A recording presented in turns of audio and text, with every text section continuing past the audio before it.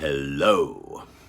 We don't talk about the usual stuff here, but we do it so well. These are my real life stories of the impossible. I'm Alain Nu. I'm the man who knows. And have you ever seen or really inspected the artwork of a dollar bill?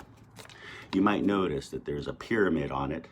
And you might ask yourself, so if there's a pyramid on a dollar bill, what's it doing on an American dollar bill? By the way, if you like the kinds of things that we talk about here on this channel and the things that we do, please subscribe if you haven't already and tell a friend. Let them know that we don't do the usual stuff here, but it's fun. So what's up with the pyramid on the back of a dollar bill, huh? Pyramids have long been seen as power meridians, axis points, energy points, and yet, how is it that the American $1 bill would have a pyramid on it? We don't have actual pyramids here in the United States. I mean, besides the Bass Pro Pyramid down in Tennessee, but or where is that? Arkansas. So I think that it's interesting. We also got the Luxor Pyramid in Las Vegas, duh, and and in some ways, maybe they're energy points in their own right, but the real pyramids made with those giant ass stones are pretty phenomenal, right? And so, when you think about it, the pyramids are always, and all the megaliths are always somehow correlatable to the stars and astronomy.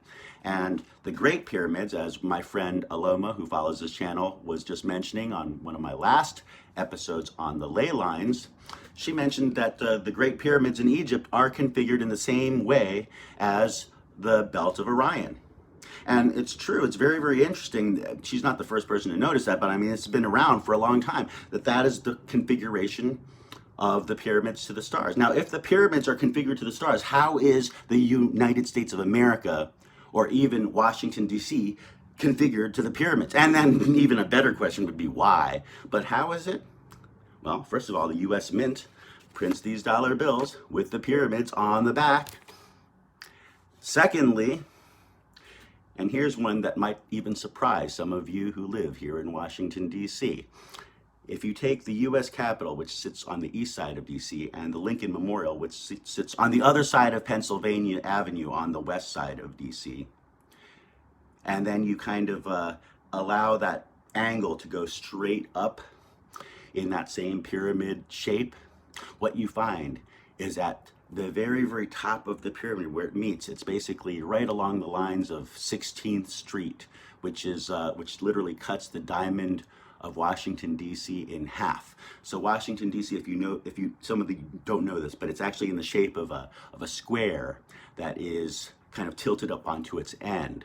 And in the world of geometry, or even sacred geometry, the Freemasons used to call it ad quadratum. And basically ad quadratum is that particular shape. And so we've got the Capitol on one side, the Lincoln Memorial on one side. If you go straight up, right in the eye of the pyramid is, guess what?